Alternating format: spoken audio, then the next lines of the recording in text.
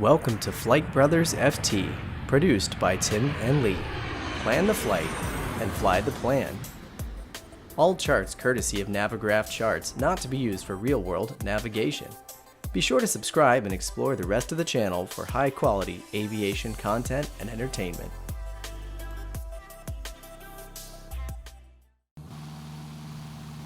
Hello Sim Captains. In this video we're going to be referring to the PHAK, Pilot's Handbook of Aeronautical Knowledge here, this FAA Handbook, to provide a little bit of credibility to what we're saying in a video I like to call I'm New Part 2. Of course this is a follow-on to our Flight Sim Beginners video.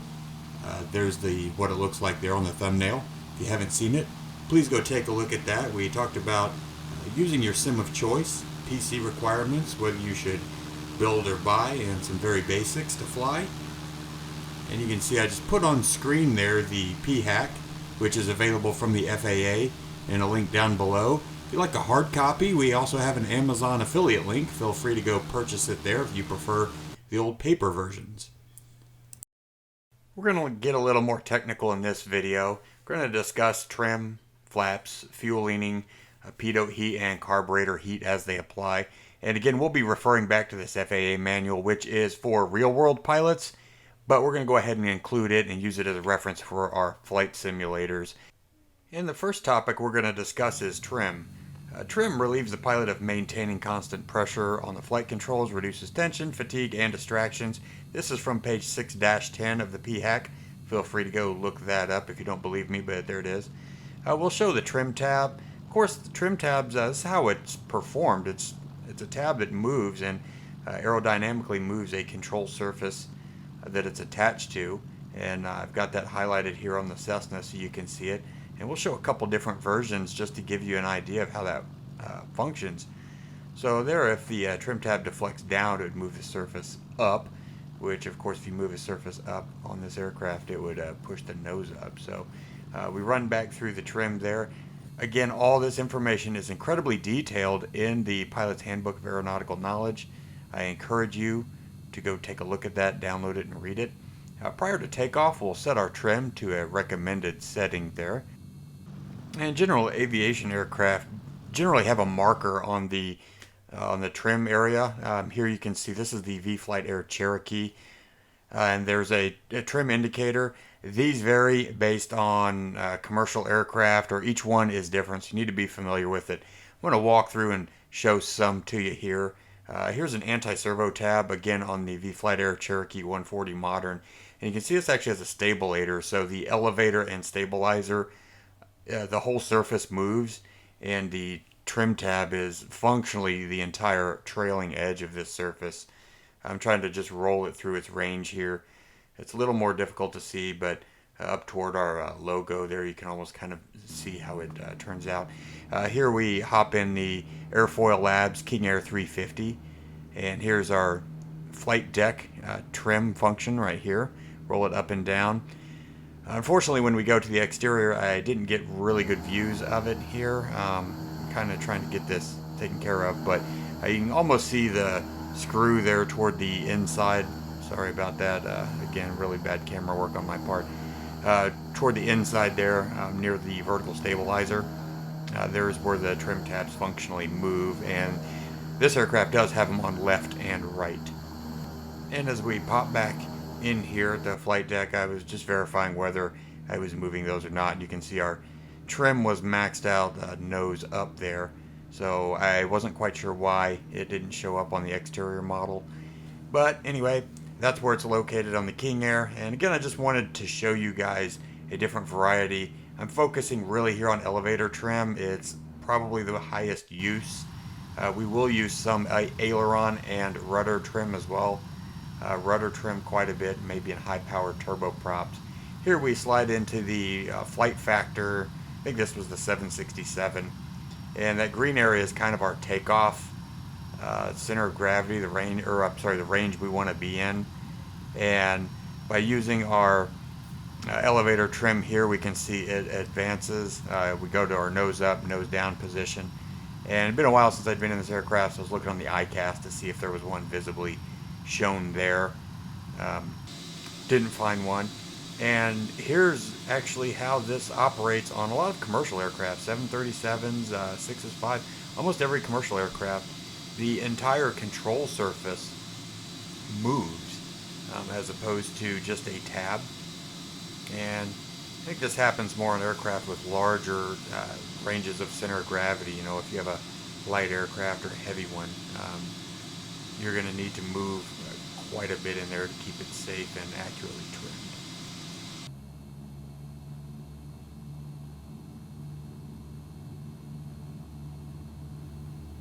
A very important function of trim, obviously, other than just keeping the aircraft straight and level, is during climb and descent maneuvers or power changes. The best rate of climb generally on a Cessna 172 is about 80 knots. So rather than hold the yoke back or your joystick back, what you're going to want is to trim that away. As we defined it earlier, it's to relieve the pilot of control forces. So we're going to pull the aircraft back to where it's about 80 knots, which is again our best rate of climb, and then we can use trim. I have it configured on a joystick button. I have a nose up, nose down trim. So we can just try to move that as needed, as desired. You can see here we're around our takeoff. If we look down at the trim wheel on the bottom right, we're really close to our takeoff setting. But again, that's we're at sea level here. As you can see, we're actually flying out of Destin Airport in the Florida Panhandle. So we have our mixture full rich, we have our throttle full open, and this is a relatively light aircraft. We have full tanks, but that's about it. And again, we're just trying to trim that out, and you can set this for whatever airspeed you'd like. I typically do an initial takeoff anyway at best rate of climb. As we roll out here, we got a little bit of ortho here. This is actually the V-States Florida package there, which is free. So if you're interested, go pick that up. I have a video description, I think in one of my Zebo autopilot videos, the mode control panel.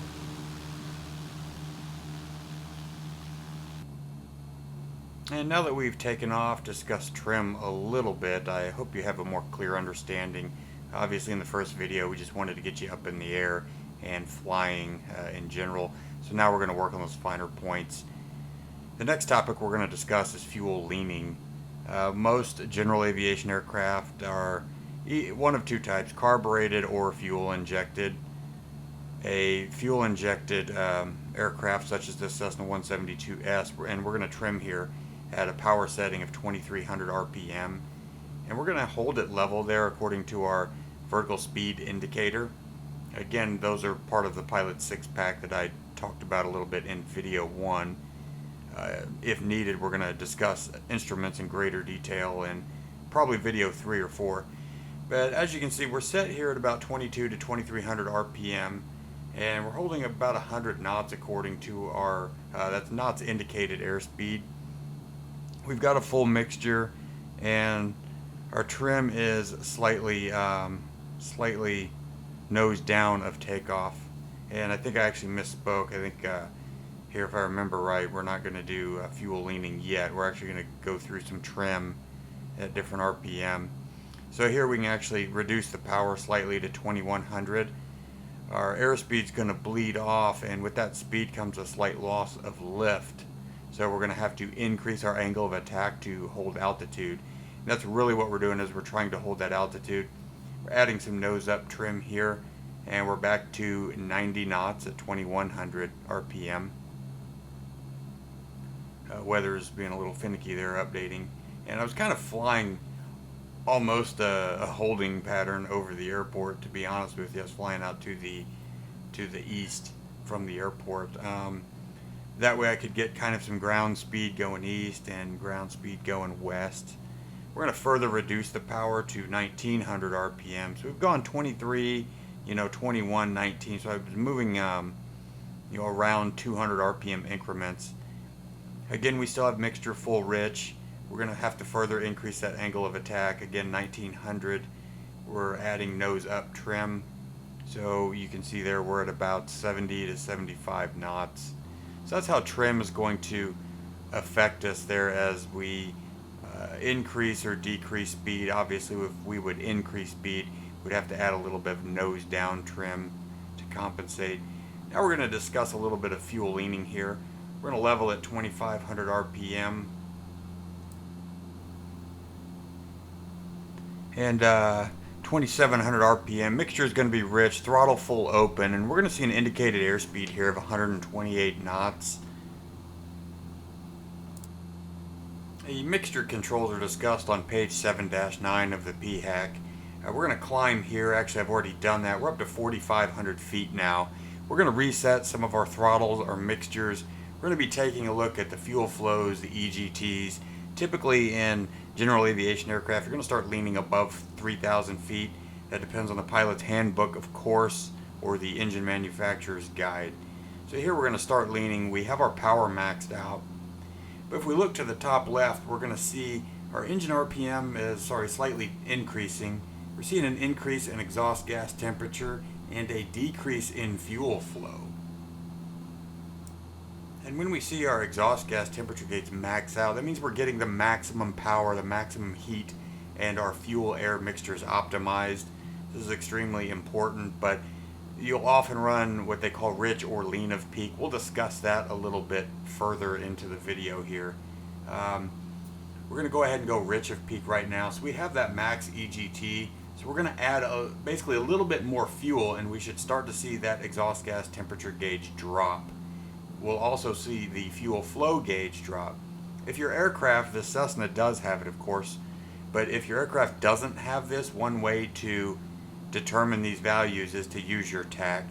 Here we're maxed out. It's a little difficult to tell, but if we pulled power back to anything, to say 2500, we'd see an increase or decrease. On screen there I put the values that we're going to adjust to again. We're still at 4,500 feet. And you can see where the fuel flow there is decreasing. Our EGT is decreasing as well. We are now lean of peak. We still have the throttle open. Our airspeed's still really high, but what you're seeing is our fuel consumption is changing. So you can go from a maximum power. Generally your maximum power is not going to be your most efficient. We'll increase the mixture here and we'll start our climb. We're going to climb up actually to 8,500 feet. Anytime you increase the engine load, whether that's adding power for speed or starting to climb, you want to add fuel. That decreases the risk of detonation, which is a high load and a high load on the engine, and then your fuel starts to actually lean out as you're increasing in altitude, and it's basically an explosion instead of a controlled burn, which is what we want in an internal combustion engine. At 8,500 feet now, we're going to lean again for maximum RPM. You can see here we're about 25 to 2,600.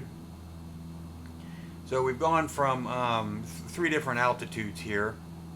Pretty standard for general aviation aircraft, especially unpressurized ones to fly at.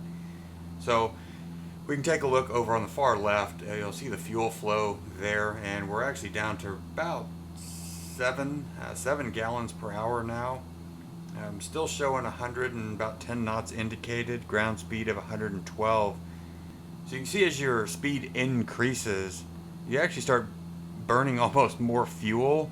If you start to bring that power back slightly, you're starting to gain a little bit more in the terms of efficiency. Here we're going to cut it back to 2,200, and we're leaned out, so we're at about 5 gallons an hour. So if you're flying firewall full rich, you're going to be probably 10 to 15, and here we're cut way back. So that'll help us for cross-country flights, especially if you have a tailwind. You can really extend your range by pulling the power back and leaning and using those trade winds to get you where you're going. And we have one more thing we're going to discuss here with fuel leaning as I have flown into the clouds. We're going to teleport magically to Telluride here. With an altitude of 9,070 feet, density altitude is a real thing. Again, this is on page 8-7. Altitude, temperature, all those things really affect it, and the higher you go, the less dense the air gets and the less power your engine can make, unless of course it's turbocharged, but that affects the internal combustion part of it. But your prop is still a wing, your wing is still a wing. So as the air thins, your wing can produce less lift as it goes higher, and your propeller produces less thrust as the air thins as well. So all of that stuff factors in here. For a high density altitude or a high elevation airport, we're going to check here by leaning. We're going to pull it up to about 1700 RPM. We're full rich now, as you can see. We're going to start to lean, and we should see an increase until we find that optimum, would be maximum RPM or maximum exhaust gas temperature. And there we're leaning and the RPM's dropping so that we know where our maximum setting is. Now, of course, we're getting ready to take off from an altitude of 9,000 feet, so toward the upper end of this aircraft's operating range or service ceiling. So we want to enrich it past that, because we're going to have that high engine load. We're going to be asking the aircraft to accelerate, to climb, and now I've pulled the power back to idle. But we want it again to be rich. We don't want that detonation caused by an excessively lean fuel mixture. So hopefully we've been able to show you some of that today. For further reading, please get into that PHAK. Anything you want to know is in there. It goes into great detail about numerous things. Go to the FAA link that we provided in the video description. Download the PDF version there, or we have an Amazon affiliate link down there as well if you prefer a paper copy. And you can get it mailed to your house there if you're in the U.S. I don't know about our international viewers, but there's a wealth of information, and it's a fantastic book. Will help all of you sim guys, and it's a must-have for real-world pilots as well. And to show you I didn't screw this up, I've thrown it about 300% here, so I'm not actually doing 1,000,000 miles an hour around that corner like a Indy or Formula One car as the season gets ready to start. So yeah, Tim and I flew into this actually in a 172. If you'd like to see that video, we actually have it on the channel as well. Perhaps we'll throw the link in. We had a good time flying into Telluride here, which I believe is the highest airport in North America. So flying in here in a naturally aspirated general aviation aircraft requires some forethought and some planning. As you can see, we have high terrain around us that we can't really outclimb. Sorry for that quick left-right look there, but again, this is sped up.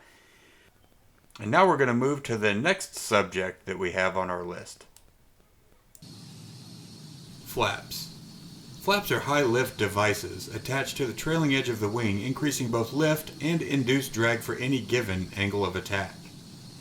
These retract in flight to allow for reduced drag and improved wing efficiency. On the screen now to the right there, I've placed some flaps for examples. Down to the bottom we have the Fowler flaps, and your more simpler designs up toward the top. We have the Flight Factor 757 200 cargo variant modeling these trailing edge flaps for us today. And now we'll go to the leading edge and do the same. And again, I've included more examples. These are all again from that Pilot's Handbook of Aeronautical Knowledge there. This is figure 6-18. So feel free to again refer back to that document.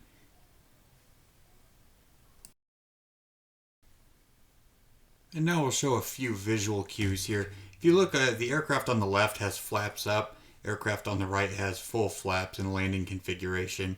Both of these were at Destin Airport, KDTS I believe it was. You can see you have more of a nose down pitch, allowing for a steeper increased angle of descent. And here as we cross the threshold, both attitudes of the aircraft are nearly identical. So again, that drag's allowing us to slow down. Here we'll show the approach. On the left is flaps up and flaps fuller on the right. And you can see with the flaps down, the ground reference in front of us is taking up a little bit more as we look out the window, a little bit more of the screen real estate there. And again, it's allowing us that steeper angle of descent. So your sight picture changes whether you use all summer no flaps. And that's one of the things unique to each particular airplane. The flaps and landing configuration, as well as the eye point, which 747s and this Piper, for example, have vastly different line of sight issues to really learning how to finesse that landing. And also, more flaps on landing is going to result in a lower landing speed and a shorter landing rollout. So again, key factors to keep in mind based on the airport that you're landing at. And we're down to our last 2 points that we're going to discuss today. The carb heat.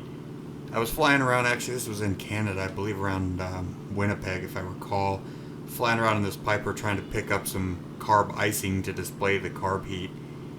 Anyway, the carb heat, here's the figure 711 again from that PHAK, and as the fuel comes through the venturi there and speeds up, you get a decreased pressure, results in decreased air temperature, causing it to be a little more prone to icing. Add clouds and temperatures near freezing, and you've really got a recipe that's ripe for it. Although, due to the decreased temperature through that venturi, it can happen at temperatures as high as 70 degrees Fahrenheit, so not necessarily limited just cold weather. Again, take a look at this PHAK. It'll describe everything relating to float type carburetors, fuel injection, and carburetor icing.